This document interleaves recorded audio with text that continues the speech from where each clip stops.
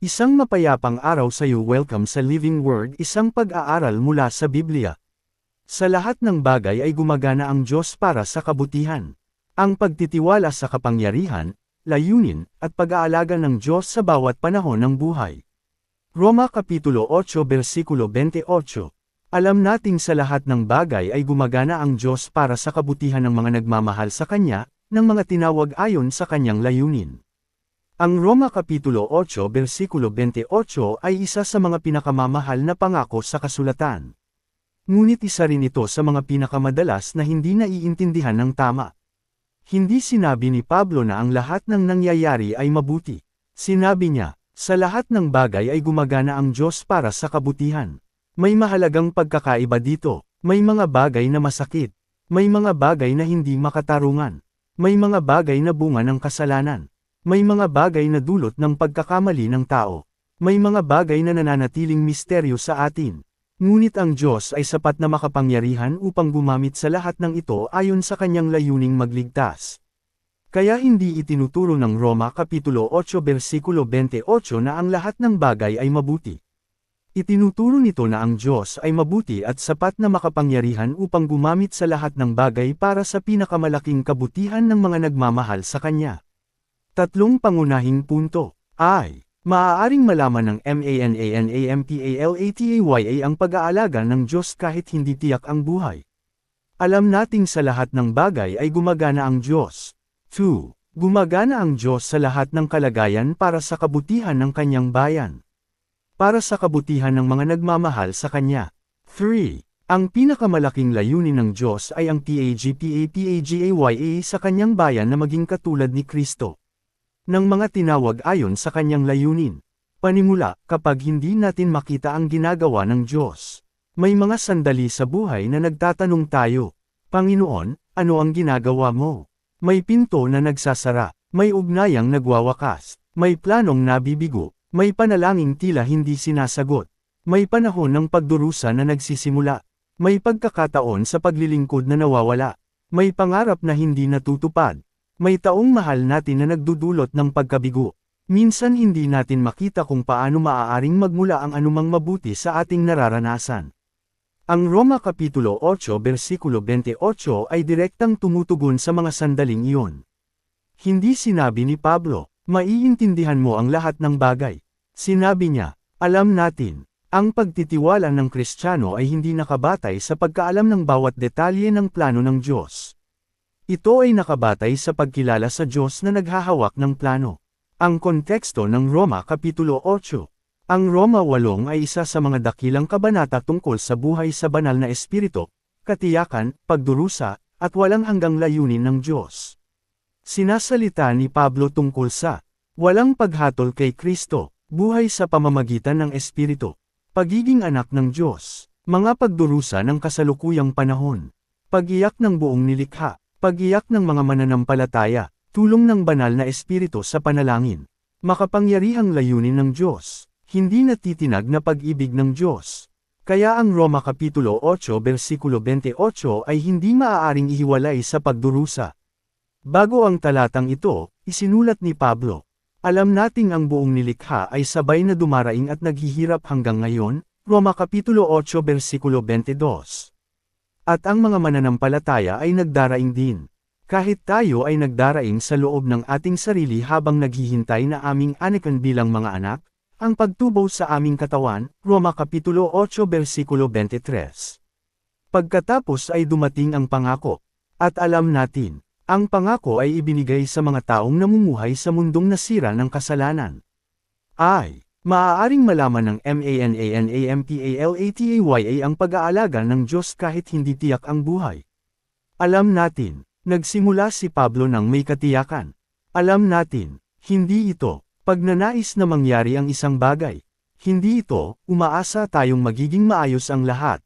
Itinuturo ni Pablo sa mga mananampalataya na magkaroon ng matatag na katiyakan sa pag-aalaga ng Diyos. Pag-aaral ng salitang Griego, OIDA, alam. Ang pandiwang Griego na isinalin bilang, alam, ay oida. Ito ay tumutukoy sa kaalaman, pagkaunawa, o matatag na pagkaunawa. Mahalaga ang diin ni Pablo. Ang katiyakan ng mananampalataya ay hindi, alam ko ng eksakto kung paano gagawin ng Diyos ang lahat, kundi, alam kong gumagawa ang Diyos. Ang pananampalataya ay hindi nangangailangan ng kumpletong pagkaunawa. Madalas nating pinagpapalit ang pananampalataya at pagkakaroon ng sagot. Ngunit ang tunay na pananampalataya ay minsan nangangahulugang pagtitiwala sa Diyos habang maraming tanong ang nananatiling walang sagot. Hindi naintindihan ni Job ang lahat. Hindi alam ni Abraham ang bawat detalye ng kanyang paglalakbay. Hindi nakita ni Jose ang buong plano ng Diyos habang nasa kulungan. Hindi nakita ni Moises ang lahat na gagawin ng Diyos. Hindi naintindihan ng mga alagad ang krus noong una itong sinabi ni Jesus. Ngunit gumagawa ang Diyos. Jose, isang halimbawa sa Biblia. Naranasan ni Jose ang pagtatrader, pagkaalipin, maling paratang, pagkakakulong, mahabang paghihintay. Wala sa mga kalagayang iyon ang mukhang mabuti noong nangyari ang mga ito. Ngunit sinabi ni Jose sa kanyang mga kapatid, inyong isip na masama ang ginawa ninyo sa akin, ngunit ginawa itong mabuti ng Diyos, Genesis Kapitulo 50 versikulo 20. Ito ang isa sa pinakamalinaw na halimbawa sa lumang tipan ng prinsipyong nasa likod ng Roma Kapitulo 8 versikulo 28. Ang mga tao ay maaaring maghangad ng masama, ngunit ang Diyos ay makapangyarihang gumamit sa mga kalagayan para sa kanyang mabuting layunin. Ang pag-aalaga ng Diyos ay hindi nangangahulugang ang lahat ay mabuti. Mahalaga ang pagkakaibang ito. Hindi sinabi ng Roma Kapitulo 8 versikulo 28, ang lahat ng bagay ay mabuti. Ang kanser ay hindi mabuti. Ang pang-aabuso ay hindi mabuti. Ang pagpatay ay hindi mabuti. Ang pagtatrader ay hindi mabuti. Ang kasalanan ay hindi mabuti. Ang kamatayan ay kaaway. Hindi kailanman hinihingi ng Biblia na tawagin nating mabuti ang masama. Sa halip, itinuturo nito na ang Diyos ay makapangyarihang gumamit kahit sa mga masasakit na kalagayan nang hindi siya nagiging may akda ng kasalanan. Ang kapangyarihan ng Diyos at ang pananagutan ng tao. Pinagsasama ng kasulatan ang dalawang katotohanan. Ang Diyos ay makapangyarihan, at ang tao ay may pananagutan sa kanyang mga pinili. Ang mga kapatid ni Jose ay may pananagutan sa kanilang kasamaan. Ngunit ginamit pa rin ng Diyos ang kanilang mga gawa sa loob ng kanyang plano. Ito ay isang malalim na misteryo. Hindi natin kailangang ipaliwanag ang bawat detalye ng kapangyarihan ng Diyos bago tayo magtiwala sa Kanya. TAGSASABUHAY. Kapag may masakit na nangyari, huwag agad sabihin, mabuti ito. Sa halip ay sabihin, masakit ito, ngunit naniniwala akong magagamit ito ng Diyos para sa kabutihan. Iyan ang mas naaayon sa Biblia na tugon. 2. Gumagana ang Diyos sa lahat ng kalagayan para sa kabutihan ng kanyang bayan. Sa lahat ng bagay ay gumagana ang Diyos para sa kabutihan. Ito ang puso ng talata. Ang Diyos ay hindi walang kibo. Siya ay gumagawa. Pag-aaral ng salitang Griego, synergeo, gumagana ng sabay. Ang pandiwang Griego na synergeo, ay nagpapahiwatig ng pagtutulungan, pagsasama-sama, o pag-aambag patungo sa isang resulta. Ang larawan ay hindi na ang bawat kalagayan ay mabuti sa sarili nito. Sa halip, pinagsasama ng Diyos ang lahat ng kalagayan sa loob ng kanyang layunin. Isipin mo ang mga sangkap sa pagluluto.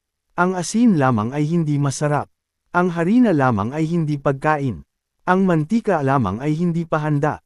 Ngunit ang mahusay na kusinero ay pinagsasama ang iba't ibang sangkap upang makabuo ng isang masarap na pagkain. Gayon din ang Diyos, ang dakilang manggagawa, na naghahabi ng iba't ibang kalagayan upang makamit ang kanyang layuning magligtas. Nakikita ng Diyos ang buong larawan. Nakikita natin ang isang sandali. Nakikita ng Diyos ang buong kwento. Nakikita natin ang isang kabanata. Nakikita ng Diyos ang buong aklat. Nakikita natin ang bagyo. Nakikita ng Diyos ang patutunguhan. Nakikita natin ang saradong pinto. Nakikita ng Diyos ang nasa kabila nito. Kaya't ang pananampalataya ay nagtitiwala sa karunungan ng Diyos.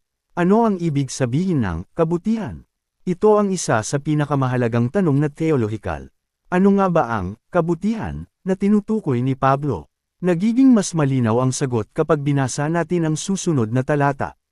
Sinasabi sa Roma Kapitulo 8 versikulo 29, sapagkat ang mga inakilala niya ng una pa, ay itinalaga rin niya na maging katulad ng larawan ng kanyang anak. Kaya ang kabutihan, sa Roma Kapitulo 8 versikulo 28 ay hindi pangunahing tumutukoy sa kayamanan, kaginhawaan, pagiging tanyag, tagumpay, walang sakit, agarang kaligayahan. Ang pinakamalaking kabutihan ay nauugnay sa layunin ng Diyos, lalo na ang pagiging katulad ni Kristo. Ang kabutihan ng Diyos ay mas malaki kaysa sa ating kaginhawaan. Minsan ang pagkakaunawa natin sa kabutihan ay, anumang nagpapaginhawa sa akin ay mabuti. Ngunit mas malaki ang kahulugan ng Diyos. Nais niyang gawin tayong mas katulad ni Kristo, mas banal, mas tapat, mas mapagmahal, mas umaasa sa Kanya, mas espiritual na matanda. Minsan ang kaginhawaan ay nagpapahina sa ating espiritual na buhay. Minsan ang paghihirap ay nagtutulak sa atin na lumapit sa Diyos. Hindi nangangahulugang ang pagdurusa mismo ay mabuti. Ibig sabihin nito ay magagamit ng Diyos ang pagdurusa para sa ating paglago sa espiritual. Magagamit ng Diyos ang mga mahirap na panahon. Ang mahirap na panahon ay maaaring magturo ng pagtitiyaga, natututo kang maghintay. Pananampalataya, natututo kang magtiwala sa Diyos.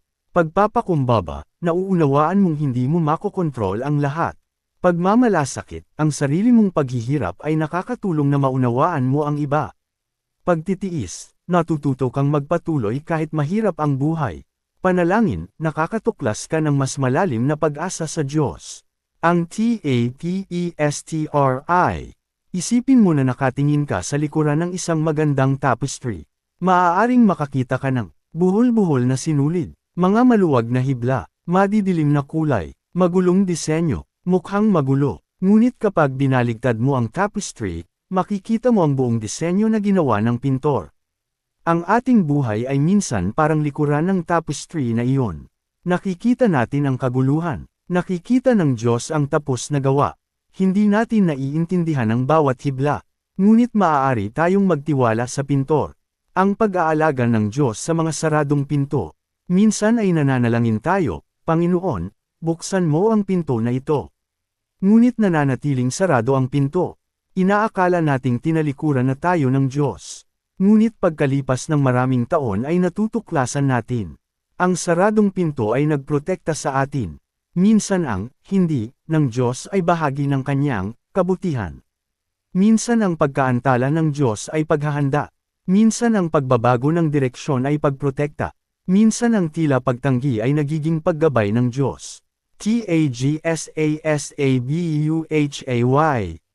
Kapag isinara ng Diyos ang isang pinto, huwag agad isipin na tinalikuran kanya. Manalangin, Panginoon, tulungan mo akong maunawaan ang ginagawa mo, at bigyan mo ako ng biyaya na magtiwala sa iyo kahit hindi ko ito makita. Gumagana ang Diyos sa pamamagitan ng pagkabigo. Ang pagkabigo ay hindi automatikong nag-aalis sa iyo mula sa layunin ng Diyos. Itinanggi ni Pedro si Jesus, ngunit ibinalik ni Kristo si Pedro. Minsan ay nagkamali si Moises at tumakas mula sa Ehipto. Ngunit tinawag pa rin siya ng Diyos. Naranasan ni David ang malalaking pagkabigo. Ngunit patuloy na gumana ang Diyos sa kanyang buhay. Ang pagkabigo ay maaaring maging paaralan ng biyaya. Hindi ito nangangahulugang dapat tayong sadyang magkasala. Ibig sabihin nito ay ang ating mga pagkabigo ay hindi kailangang maging huling kabanata kapag tayo ay nagsisi at bumalik sa Diyos. Gumagana ang Diyos sa pamamagitan ng paghihintay. Ang paghihintay ay maaaring parang nasasayang na oras. Ngunit paulit-ulit na ipinapakita ng kasulatan na ginagamit ng Diyos ang paghihintay. Naghintay si Abraham, naghintay si Jose, naghintay si David, naghintay ang Israel, naghintay ang mga alagad. Ang paghihintay ay maaaring magpaunlad ng isang bagay na hindi kayang ibigay ng tagumpay, pag-asa sa Diyos. Gumagana ang Diyos sa pamamagitan ng pagdurusa. Si Pablo mismo ay labis na nagdusa. Naranasan niya, pagkakakulong, pagpapalo, pagtanggi, panganib, gutom, pagkalunod, ngunit nasulat pa rin niya. Ang ating magaang paghihirap na panandalian lamang ay naghahanda para sa atin ng walang hanggang kaluwalhatian na higit na dakila kaysa sa lahat, 2 Korinto Kapitulo 4 versikulo 17. Hindi itinanggi ni Pablo ang pagdurusa. Inilagay niya ito sa pananaw na walang hanggan.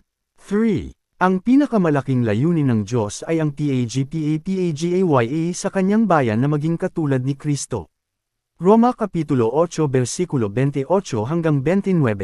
Ang huling bahagi ng talata 28 ay nagsasabi ng mga tinawag ayon sa kanyang layunin. Pagkatapos ay ipinaliwanag ng talata 29 ang layunin, na maging katulad ng larawan ng kanyang anak. Ito ang sentrong theolohikal ng talatang ito.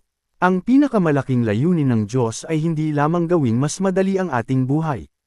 Ang kanyang layunin ay gawin tayong mas katulad ni Kristo.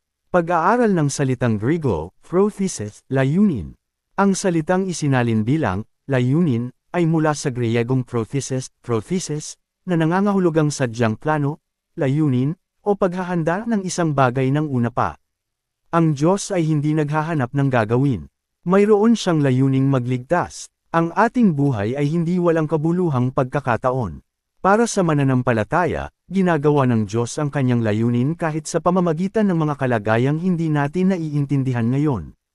Ang mga tinawag. Inilalarawan ni Pablo ang mga mananampalataya bilang mga tinawag ayon sa kanyang layunin. Ang buhay Kristiyano ay nagsisimula sa mapagmahal na pagkilos ng Diyos. Tinatawag ng Diyos ang mga tao sa kaligtasan.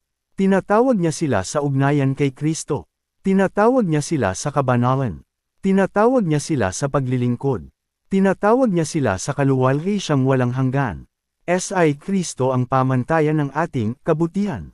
Napakahalaga ng Roma Kapitulo 8 versikulo 29. Ang layunin ng Diyos ay maging katulad ng larawan ng kanyang anak. Kaya kapag tinatanong kung ang isang bagay ay nagdudulot ng kabutihan, huwag lamang itanong, ginagawa ba nitong mas madali ang aking buhay? Itanong din, ginagamit ba ito ng Diyos upang gawin akong mas katulad ni Jesus? Ano ang nagmumukhang katulad ni Kristo? Maaaring gamitin ng Diyos ang mga kalagayan upang paunlarin ang pagpapakumbaba na katulad ni Kristo, sa halip na pagmamalaki. Pagmamalasakit na katulad ni Kristo, sa halip na kawalan ng pakialam. Pagpapatawad na katulad ni Kristo, sa halip na pait. Pagtitiyaga na katulad ni Kristo, sa halip na pagsuko. Pagsunod na katulad ni Kristo, sa halip na pagsuway. Pag-ibig na katulad ni Kristo, sa halip na pagiging makasarili. Jesus ang halimbawa. Ang layunin ng mananampalataya ay hindi lamang magkaroon ng matagumpay na buhay. Ang layunin ay maging mas katulad ni Jesus. Inilalagay ng Roma Kapitulo 8 versikulo 29 si Kristo sa gitna ng layunin ng Diyos. Ang krus ang pinakamahalagang halimbawa. Ang krus mismo ay nagpapakita ng misteryo ng Roma Kapitulo 8 versikulo 28. Mula sa pananaw ng tao, ang pagkapako kay Kristo ay mukhang pagkatalo, kawalan ng katarungan, pagtanggi, kamatayan. Ngunit ginamit ng Diyos ang krus bilang paraan ng kaligtasan. Sinasabi sa Gawa Kapitulo 2 versikulo 23 na si Kristo ay ibinigay ayon sa tiyak na layunin at paunang pagkaalam ng Diyos. Ang mga tao ay gumawa ng masama, ngunit nagawa ng Diyos ang kaligtasan. Ang pinakamadilim na araw ay naging pintuan patungo sa kaligtasan. Ipinapaalala sa atin ng krus. Ang Diyos ay makapagbuhay ng pagkabuhay mula sa bagay na mukhang kamatayan. Magtiwala sa Diyos kahit hindi mo maintindihan. Maaaring hindi mo naiintindihan, magtiwala ka pa rin. 2. Huwag tukuyin ang kabutihan ng Diyos batay sa iyong kaginhawaan. Ang mahirap na panahon ay hindi nangangahulugang wala na ang Diyos. 3. Itanong mo ang INILALAY ng Diyos sa iyo. Sa halip na itanong lamang, bakit ako? Itanong din, Panginoon, ano ang hinuhubog mo sa akin sa pamamagitan nito? 4. Hanapin ang layunin ng Diyos. Itanong mo, paano ko mapaparangalan ng Diyos sa kalagayang ito? 5. Magpatuloy ka lang sa paglakad. Hindi mo kailangang makita ang buong mapa. Kailangan mo lang ng sapat na liwanag para sa susunod na hakbang. 3 karaniwang hindi PAGKAKAINTINDIHAN tungkol sa Roma Kapitulo 8 versikulo 28. Hindi PAGKAKAINTINDIHAN isa, ang lahat ng nangyayari ay mabuti. Hindi, may mga bagay na tunay na masama at kalunos-lunos. Ang pangako ay ginagamit ng Diyos ang lahat ng bagay para sa kabutihan. Hindi PAGKAKAINTINDIHAN 2, Ipinapangako ng Diyos na makukuha ko ang lahat ng gusto ko. Hindi. Ang pangako ay hindi, ang lahat ay magiging ayon sa aking plano. Ang pangako ay, ang layunin ng Diyos ay magtatagumpay. Hindi PAGKAKAINTINDIHAN 3, ang mga Kristiyano ay hindi dapat malungkot. Hindi. Ang Roma 8 mismo ay kinikilala ang pag-iyak at pagdurusa. Ang pananampalataya ay hindi nag-aalis ng kalungkutan. Ang pananampalataya ay nagbibigay ng pag-asa sa gitna ng kalungkutan. Ang MAGPAPALAYOK. Ang magpapalayok ay inilalagay ang luwad sa gulong. Ang luwad ay nakakaranas ng presyon. Ito ay itinutulak, hinahila, hinuhubog, piniikot. Mula sa pananaw ng luwad, ang proseso ay maaaring mukhang mapanira. Ngunit nakikita ng magpapalayok ang sisidlan na nabubuo. Ang Diyos ay humuhubog sa kanyang bayan. Minsan ang presyong ating nararanasan ay bahagi ng paghubog. Sinasabi sa Isaias Kapitulo 64 versikulo 8, Ngunit Panginoon, Ikaw ang aming Ama.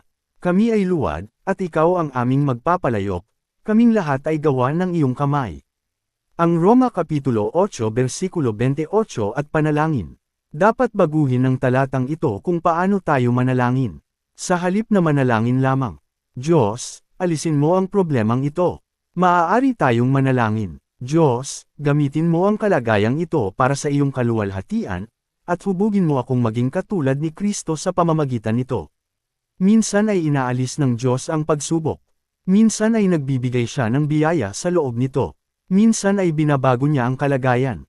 Minsan ay binabago niya tayo. Sa lahat ng ito, siya ay nananatiling tapat. Ang Roma Kapitulo 8 versikulo 28 at paglilingkod. Ang mga pinuno sa paglilingkod ay makakaranas ng pagkabigo, pagsisisi, hindi natupad na plano, pagtanggi, kakapusan sa pananalapi, pagkaantala, alitan. Ipinapaalala sa atin ng Roma Kapitulo 8 versikulo 28. Huwag sukatin ang katapatan ng Diyos sa pamamagitan ng isang mahirap na panahon. Ang pagkabigo sa paglilingkod ay hindi nangangahulugang tinanggihan ka na ng Diyos. Magpatuloy ka sa pananalangin. Magpatuloy ka sa paglilingkod. Magpatuloy ka sa pangangaral. Magpatuloy ka sa pagmamahal sa mga tao.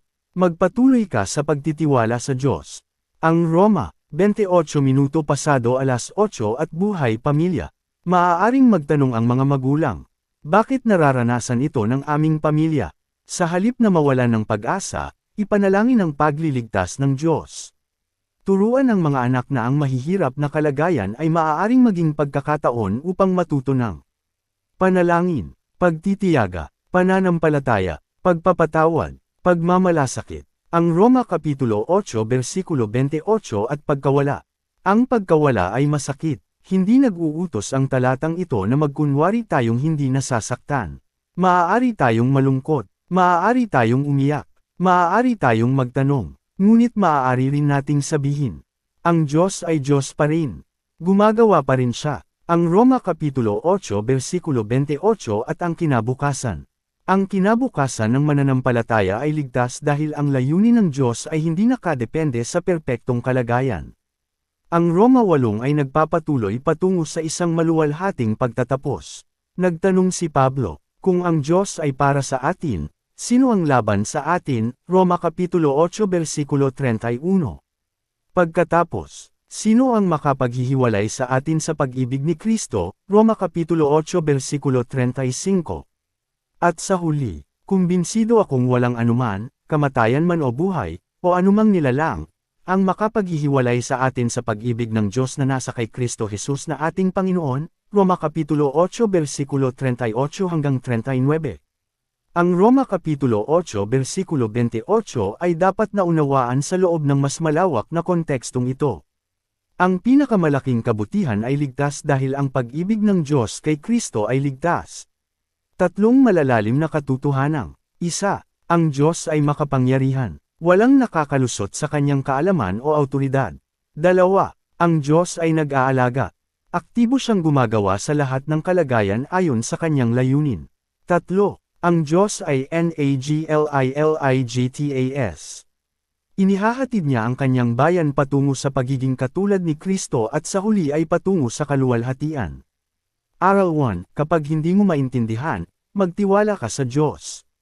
Hindi mo kailangang malaman ang lahat ng alam ng Diyos. Aral 2, kapag masakit ang buhay, tandaan mong gumawa pa rin ang Diyos. Ang iyong pagdurusa ay hindi patunay na wala na ang Diyos. Aral 3, kapag naghihintay ka, hayaang hubugin ka ng Diyos na maging katulad ni Kristo. Ang pinakamalaking kabutihan ay hindi lamang mas magandang kalagayan. Ito ay buhay na binago at nagpapakita kay Jesus. Itanong mo sa iyong sarili, nagtitiwala ba ako sa Diyos lamang kapag maganda ang kalagayan?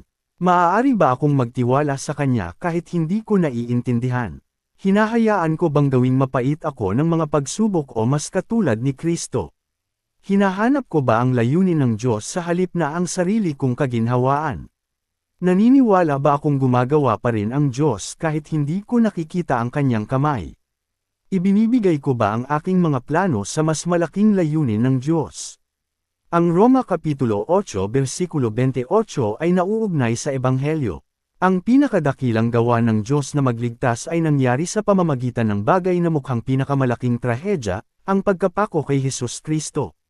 Si Jesus ay itinraydor, tinanggihan, pinalo, ipinako sa krus, inilibing, ngunit binuhay siya ng Diyos mula sa mga patay. Sa pamamagitan ng krus, nagawa ng Diyos ang kaligtasan. Ibig sabihin nito, kung nagawa ng Diyos na magligtas sa pamamagitan ng krus, kayang-kaya rin niyang panatilihin ang kanyang bayan sa gitna ng pinakamadilim na panahon. Ngunit kailangan muna nating lumapit kay Kristo. Ang ating pinakamalaking problema ay hindi ang ating mga kalagayan. Ito ay ang ating kasalanan. Ang kasalanan ay naghihiwalay sa atin sa Diyos. Hindi natin iligtas ang ating sarili. Ngunit dumating si Jesus Kristo upang iligtas ang mga makasalanan.